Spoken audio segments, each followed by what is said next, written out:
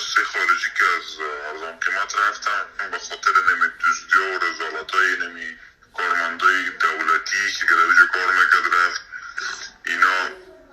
یک باند هستن میجد مکمل تمامش فقط این خارجی ها که رفت خواست به خاطر نمی دزدی و این بیپروایی وکیلای که ارزان قیمت رفت. اینا باند هستن تمام مواد شفخانه را میکشیدن در بیرون. اون وقت خارجی هم بود اینا اما گدامایی که اونا مواد ذخیره میکردن کلیایش کپی کرده بودن جور کرده بودن اونا موضوع کلیاش رو مواد را میکشیدن پمپرا را کشیدن فروختن صابون کشیدن بسکت های بی وی فایف کشیدن. باز بالاخره رهبری جدید آمد اینمی تیم کتیش از فقط نمی ها کارشون نمی است که فقط دوزی بکنن و مثل ورشش ما را دوا داده بود که ما این اگر رفتیم هم 6 ماه بعدم شما دوا داشته باشید. اونم دوا را کلش فروختن پیش از 6 ماه خلاص کردن کلش در بازار در مارکت آسیا مارکت در وجود دیگر جای کلش امی دکتر بسیر را که عکس داشت شماره 2 انداختین در پاکه و خدا رقم مواد داشتی جوار کس میرفت آله فشار کار داشت دستکش هر آنچه که تو میخواستی در پیشی بود میگفت برم بیا خوش که از اوجه فقط مفروخت دیگه بونم اونجا مواد خوب داشت مفروخت و از اوجه در آسیا مارکت دی دواخانه داشتن امی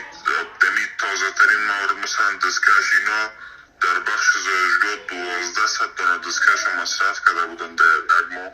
یعنی 5 نفر یک جای شد یک سه شما مانده یک جای شدن یک صفر در پولیج اضافه کردن 12,000 دانه دستکش خودشان امضا کردن جاپا کردن در مصرف کشیدن اونا دستکش های شکلش بین خود تقسیم کردن در بازار فروختن. همی الکل جلوی که ضد عفونی دست که از اینمی را 500 افغانی نمت فروختن اینمی های بسیر 500 افغانی مفروخت نموده درال که شفخانه میکشیدن. دستکش همه تو دواهایش فروختن اینمی رسم پمپرایش فروختن تمام چیزی که داده بود فروختن و حالا اینمی یک باند است کلش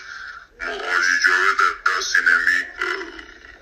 مجیب است یا کلش یک باند است فقط وظیفهشان اینمی است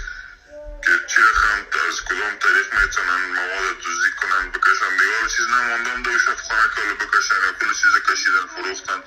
همون چیزی که خارجی ها داده بود شفخانه یک شفخانه مکمل جور و تیار تسلیم از کرد